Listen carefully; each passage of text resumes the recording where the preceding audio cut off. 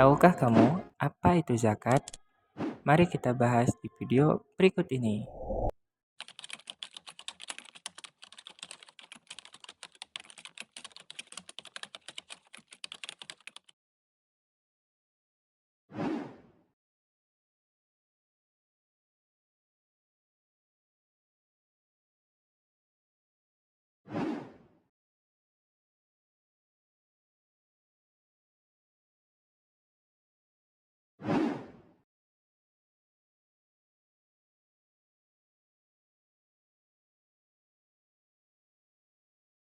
Ya teman-teman, video lebih jelas tentang zakat dapat kalian simak di YouTube kami ya. Yuk kita simak bareng-bareng. Assalamualaikum warahmatullahi wabarakatuh.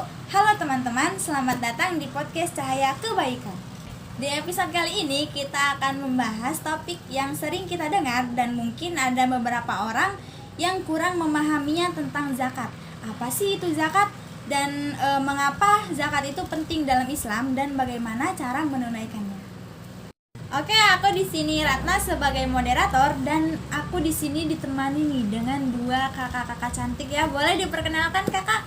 Hai teman-teman, nama aku Aisyah Belki Adila. Aku mahasiswi semester 4 dari program studi pendidikan agama Islam.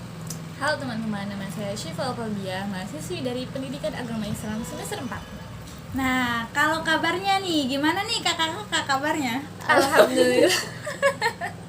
Alhamdulillah ya, saya juga baiknya. Nah, dalam rukun Islam itu zakat berada pada posisi ketiga setelah syahadat dan sholat. Nah, menurut kakak-kakak sekalian nih, apa sih itu zakat?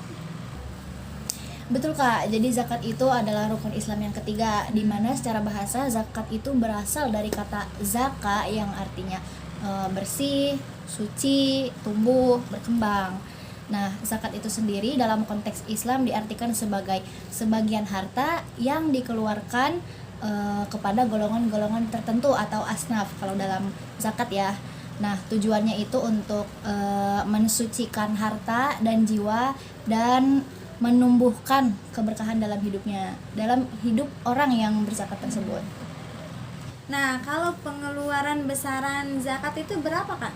Besarannya sekitar setara dengan 1 sok yang biasanya kalau di Indonesia kan makanan pokoknya itu dari beras ya. Yeah. Kalau misalkan dari beras itu sekitar dengan 2,5 kg sampai dengan 3 kg. Kalau misalkan zakatnya mau dengan nilai uang, nominal uang, kita ambil dari misalkan 1 kilo beras itu harganya 10.000, berarti tinggal dikalikan 3 kilo jadi 30.000. Berarti kalau harga berasnya harga 1 kilo berasnya itu 15.000 itu berarti Tinggal dikalikan aja. Berarti misalkan 2 kilo beras berarti 15 kali 2 gitu. Ya, tapi kan ukurannya 2,5 ya, 2,5 Iya. sampai 3 kg. Betul.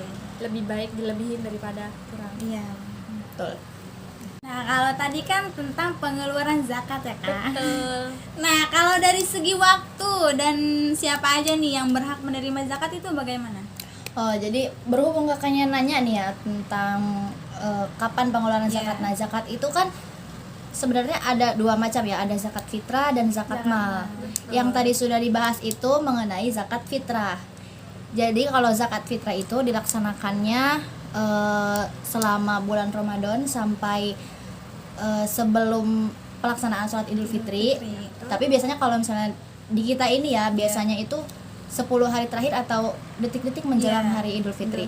Kalau misalnya zakat mal ini kan zakat harta kekayaan seperti uang tabungan, emas, apa sih yang seperti petani yang punya lahan itu kan, tanah dan lain-lain sebagainya. Kalau misalnya pelaksanaan zakat mal itu ada syaratnya, ketika hartanya itu mencapai haul dan nilainya itu sudah mencapai nisabnya, atau kalau misalnya uang dan emas itu kalau digramkan ya, itu kalau digramkan dalam emas itu sudah mencapai 85 gram emas. Nah, harta yang wajib dikeluarkannya itu senilai 2,5% dari total harta yang ia miliki. Begitu. Nah, kalau dari itu sih Kak, segi siapa aja nih yang berhaknya itu? Oke, dari segi yang berhak menerima zakat itu ada 8 ya.